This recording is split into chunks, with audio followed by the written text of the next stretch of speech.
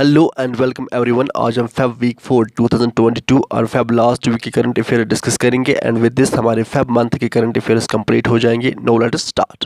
Question first, lavender cultivation under CSIR's aroma mission will be started in which district of Jammu and Kashmir as a part of purple revolution. तो किस district से start किया जाएगा? That is Ramban. अब ये purple revolution और lavender revolution है क्या? बेसिकली इसको 2016 में लॉन्च किया था ministry of science and technology ने थ्रू CSIR। अब ये CSIR है क्या? Basically CSIR research and development organisation है which is under ministry of science and technology and CSIR की फुल फॉर्म है council of scientific and industrial research. तो अब ये पर्पल रिवोल्यूशन जो है इसका मेन पर्पज़ क्या है? बेसिकली कुछ प्लांट्स ऐसे होते हैं जैसे हमारे पास लेवेंडर प्लांट भी हैं, अदर प्लांट्स ऐसे होते हैं जिनसे अरोमा ऑयल एक्सट्रैक्ट करते हैं एंड ये aroma oil then fragrant products like soap, perfume and all को बनाने में यूज़ होता है। वी आल्सो नो कि अभी रिसेंटली 2022 में union minister of science and technology Jitendra Singh ने इंडिया का फर्स्ट लेवेंडर फेस्टिवल इनॉग्रेट किया। कहाँ पर किया? भद्रवाह में। एंड भद्रवाह किस डिस्ट्रिक्ट में? भद्रवाह डोडा डिस्ट्रिक्ट में। नाउ कंफ्यूज नहीं होना है, फर्स्ट लेवेंडर कल्टीवेशन किस डिस्ट्रिक्ट से स्टार्ट करेंगे? That is Ramban. And first lavender festival किस डिस्ट्रिक्ट में मनाएगा? That is Doda. एंड डोडा में कहाँ पे? भद्रवाह में। तो ये आपको याद रखना है। Question second, which Indian city has been elected as the host of 2023 international Olympic committee session. तो किस इंडियन सिटी को इलेक्ट किया गया कि वो होस्ट करेगी इंटरनेशनल ओलंपिक कमेटी का सेशन या मीटिंग? That is Mumbai. देखो मुंबई में कोई ओलंपिक गेम्स नहीं होने वाले, बट जो इंटरनेशनल ओलंपिक कमेटी है बेसिकली ये क्या करती है? ये ऑर्गेनाइज करते हैं समर एंड विंटर ओलंपिक्स को। हमें पता है कि समर ओलंपिक्स होते हैं, विंटर ओलंपिक्स होते हैं। तो अब इनकी मीटिंग कहाँ पर होने वाले हैं? मुंबई में। अब basically summer Olympics and winter Olympics 4-4 साल के बाद होते हैं। हम जानते हैं जो समर ओलंपिक्स ये हुए थे 2020 में, इसके बाद होंगे 24 में, उसके बाद 28 में, क्योंकि 4-4 साल के बाद होते हैं एंड सो ऑन। इस तरह से विंटर ओलंपिक्स हुए थे 2022 में, अभी रिसेंटली हुए थे चाइना में, उसके बाद 26 में होंगे, अब उसके बाद 30 में होंगे, 2030 में होंगे एंड सो ऑन। तो अब हम जानेंगे जो देखो 2020 में जो समर ओलंपिक्स हुए थे कहाँ पे हुए थे? टोक्यो में हुए थे। उसके बाद अब 24 में कहाँ पे होंगे समर ओलंपिक्स? फ्रांस के पेरिस में होंगे, ठीक है।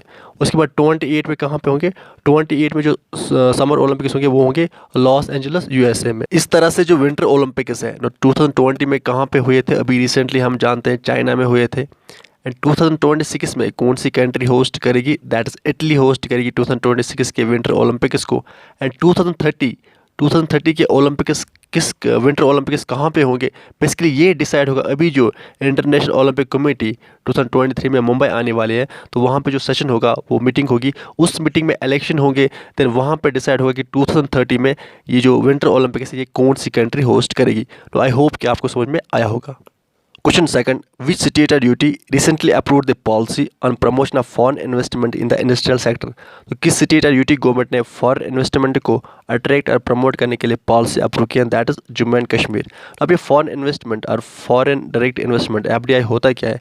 तो आप अगर हम सिंपल टर्म्स में समझेंगे तो आप ऐसा मानो कि फॉरेन की कोई कंपनी है, मानो दुबई की कोई कंपनी है, तो अगर वो कंपनी इंडिया में आके इंडिया की किसी कंपनी में इन्वेस्ट करे, यानी उस कंपनी के शेयर्स एंड डिबेंचर्स को खरीदे, that is called foreign direct investment. दूसरा ये होता है FDI कि अगर फॉरेन की कोई कंपनी है वो इंडिया में आके इंस्टॉल करे अपनी company, that's also FDI, that's also foreign direct investment. Knob JNK की फॉरेन इन्वेस्टमेंट पॉलिसी में क्या है? इसमें ये कहा गया है कि जो 51% शेयर होल्डिंग है वो इसी कंपनी के पास रहेगी। इसका मतलब कि अगर किसी कंपनी के पास 51% शेयर होल्डिंग आती है तो जितने भी इंपॉर्टेंट डिसीजंस होते हैं, बिकॉज अगर जब हम कंपनी की बात करें तो वहाँ पे वोटिंग के थ्रू से बोर्ड ऑफ डायरेक्टर्स या मैनेजिंग डायरेक्टर्स चुनने होते हैं, तो सारा का सारा उन डिसीजंस में डोमिनेंट होते हैं यही एक पर्टिकुलर कंपनी। तो अब एक और चीज़ अगर हम बात करेंगे तो इसकी वजह से क्या होगा कि वो अट्रैक्ट हो जाएंगे बहुत ज़्यादा। तो दैट इज़ वाई कि अभी रिसेंटली अनाउंसमेंट कर दी थी MR group and Lulu international ने कि वो कंस्ट्रक्ट करेंगे मॉल्स एंड इनलैंड पोर्ट करेंगे वो जम्मू कश्मीर में कंस्ट्रक्ट। इसी तरह से दुबई की कंपनी ने कहा था कि वो आएंगे जम्मू कश्मीर में, वो यहाँ पे वो 3 होटल्स एंड एक कम्प्लेक्स भी बनाएंगे। सो इससे क्या होगा कि बहुत ज़्यादा इन्वेस्टमेंट कश्मीर में अट्रैक्ट हो जाएगा और जिसकी वजह से यहाँ के इंडस्ट्रियल सेक्टर को बूस्ट मिलेगा। Question third, recently which state has got the first biodiversity park to make its contribution toward the conservation of endangered Himalayan herbs। तो पहले हम जानेंगे कि बायोडाइवर्सिटी होता क्या है। अगर हम सिंपल टर्म्स में समझेंगे तो बायोडाइवर्सिटी आप मानो कि जितनी सारी वेराइटीज़ हैं प्लांट्स एंड एनिमल्स की पूरे वर्ल्ड में या एक पर्टिकुलर हैबिटेट में, that is called biodiversity. And biodiversity को हम मेजर करते हैं 2 कंपोनेंट्स से, one is species evenness and other is species richness. ये आपने एनवायरनमेंट में पढ़े होंगे। तो हम जानेंगे जो हर्बस होते हैं, बेसिकली हर्बस ऐसे प्लांट्स होते हैं जिनका कोई मेडिकल वैल्यू होता है। तो अब कौन सी स्टेट बन गई है कौन सी स्टेट है जिसको फर्स्ट बायोडाइवर्सिटी पार्क मिली है, दैट इज़ कोई हिमालयन स्टेट होगी, that is Himachal Pradesh. So is right answer. Question 4, India's first dugong conservation reserve will be build in. तो कहाँ पे बनाई जाएगी इंडिया की first dugong conservation, basically dugong एक सी एनिमल है, इसे सी काउ भी कहते हैं। तो कहाँ पे बनाई जाएगी इंडिया की first dugong conservation reserve, that is Tamil Nadu में।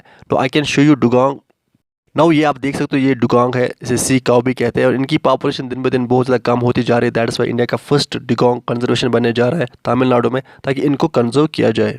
Question 5, India's Air Force will participate in a multi-nation air exercise named Exercise Cobra Variant 22 at Fentington located in which country। तो बेसिकली ये इंपॉर्टेंट क्यों है, क्योंकि इंडिया की air force पहली बार इस exercise में पार्टिसिपेट करने जा रही थी। पहली बार इंडिया ने पार्टिसिपेट किया था इसमें। तो कहाँ पे लोकेट है, दैट इज़ यूके में। सो यूके पे गई थी इंडिया की एयर फोर्स, वहाँ पर उन्होंने पार्टिसिपेट किया। Question 6, the Indian Air Force and Royal Air Force of which country have organized a bilateral air exercise named Eastern Breeze 6। तो बेसिकली अब तक ये 5 बार हुई है ये एक्सरसाइज, ये इसका 6th एडिशन था। तो किन के दरमियान हुई, Indian air force and royal air force of Oman. So is right answer. अब ये एक्सरसाइज कहाँ पे हुई, जो जोधपुर राजस्थान में एयर फोर्स स्टेशन है इंडिया का, वहाँ पे हुई ये। एंड इसमें ओमान ने अपना जो F-16 फाइटर जेट वो डिप्लॉय किया था। Question 7, health star rating is an initiative of which organization. तो हेल्थ स्टार रेटिंग किस ऑर्गेनाइजेशन का इनिशिएटिव है, दैट इज़ फसाई। अब ये फसाई है क्या, that is food safety and standard authority of India. तो ये फसाई करती क्या कि जब भी किसी को कोई फूड का बिजनेस स्टार्ट करना है तो उसको फसाई की सर्टिफिकेट लेना बहुत इंपॉर्टेंट होती है। अब ये फसाई क्या करते हैं कि इस आपने देखा होगा कि जब भी आप कोई मार्केट से प्रोडक्ट लाते हो, फॉर एग्जाम्पल आपने कोई चिप्स का पैकेट लाया, अब उसमें फसाई की लेबल लगी होती है, FSSAI लिख के होता है उस पर। तो इसका मतलब क्या होता है कि इस प्रोडक्ट में जो भी लिखा गया है, इस प्रोडक्ट में जितने सारे, फॉर एग्जांपल उसमें उस प्रोडक्ट पे क्या होता है कि उसमें एक चार्ट दिया होता है न्यूट्रिएंट्स का, उसमें होता है कितने फैट्स हैं, कितने विटामिन हैं, कितने मिनरल्स हैं। तो अगर उसकी फसाई की लेबल लगी है, इसका मतलब ये जो इसमें न्यूट्रिएंट्स हैं ये इसमें रियलिटी में है। तो ये होता है इसका काम।